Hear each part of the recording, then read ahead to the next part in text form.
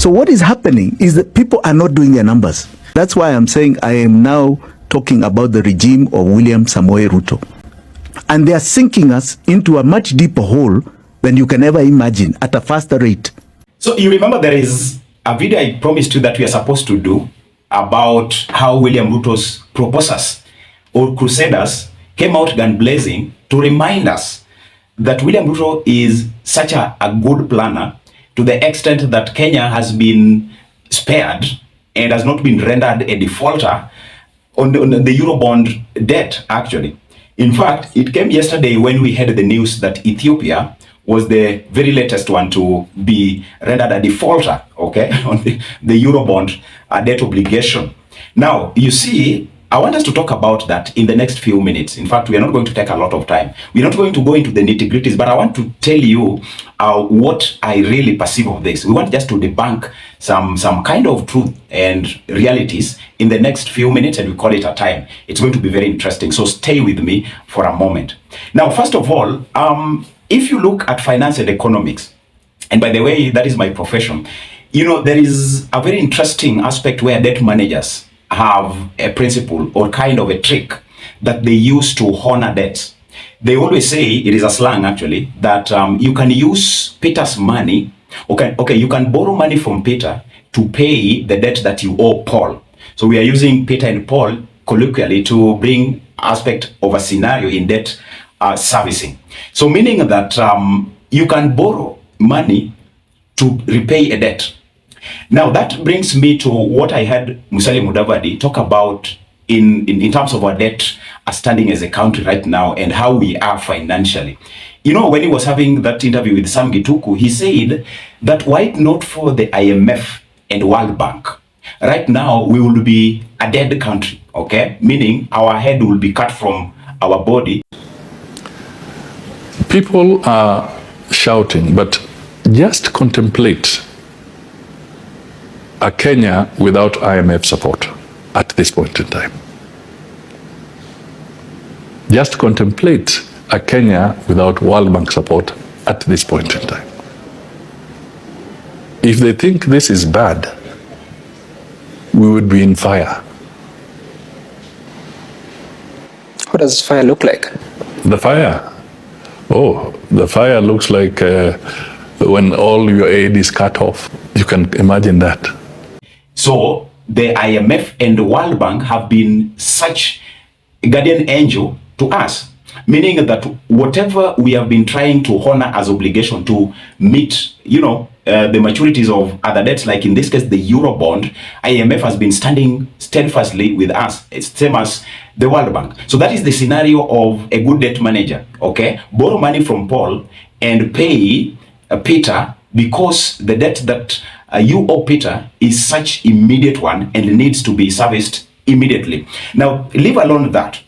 If you look at the Eurobond, you know Eurobond has a history. And the way Uhuru Kenyatta used to maneuver his ways on it was such a very, you know, interesting one, because Uhuru first of all ensured that he was very keen on ensuring that people did not feel the burden of repaying the debt. In fact, if you ask everybody about Eurobond during Uhuru's term, they are not aware that we had such a huge debt obligation to meet. And even they did not even know how it was being serviced. It is because Uhuru Kenyatta was so keen on not ensuring that the burden falls on the people. Now, when you come and take William Ruto's regime, the opposite is now happening, because William Ruto is approaching issues head on. He is not kind of trying to be human. So in other words, respectfully, we will say William Ruto is inhuman because the burden has fallen heavily on people, and he's not worried at all. Whatever he wants to do, he must do it, increasing the tax base like he promised.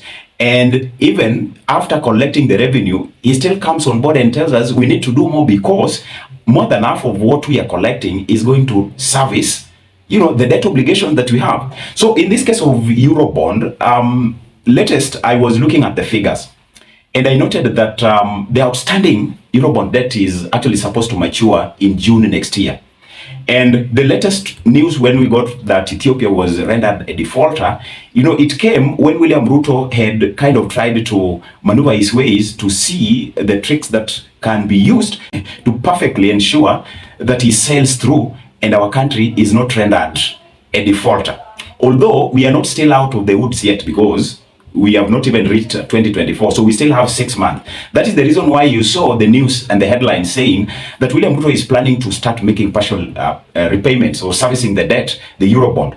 In fact, the latest one we saw is that his plan is to service it by a partial payment of $300 million US. And our outstanding Eurobond debt is around $2 billion US dollars, which is supposed to mature in June. So when you look at that, we are still not yet out of the woods. But I want to bring in the aspect of what is the political significance and why is it that it came out so heavily, and the crusaders of William Ruto are now coming out to showcase to us that, you know, William Ruto is a planner. Now, first of all, you know, one effect or the consequences of failing to honor the obligation of Eurobond is losing the international reputation, which is such a comprehensive one, because it trickles down to, you know, if you are a president who wants to create international network, then your international reputation is lost because you are rendered a defaulter, Eurobond defaulter. It's like, you know, things zimemwagwa maji, okay? You know, umeingia maji na all your clothes. So it means that if you look at William Ruto's strategies, when he came to office, of course, he's 1 year old in office, you know, he has been striving to ensure that he creates the international platform. You know, he creates the base where our country can have a goodwill that the international platform can cling upon, or just say, okay, we are seeing Kenya, we are seeing William Ruto. Suppose he was to default. What would that mean? He would be going into the Mugi with all his clothes. So that is one thing that signaled him to make him be attentive and show that, man, if you don't use Paul's money to kind of try to service the debt that you have with Peter, you are going to be as good as dead. And that is exactly what Mudavadi was trying to explain.